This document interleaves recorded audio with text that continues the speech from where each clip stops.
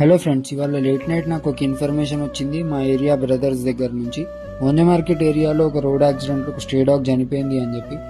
So నాకు information ఇచ్చిన brothers with kind hearted ముంగట్కొచ్చి వాళ్ళే ఆ డాగ్ని తీసుకొని బరియల్ చేయడానికి నాతో పాటు వచ్చారు.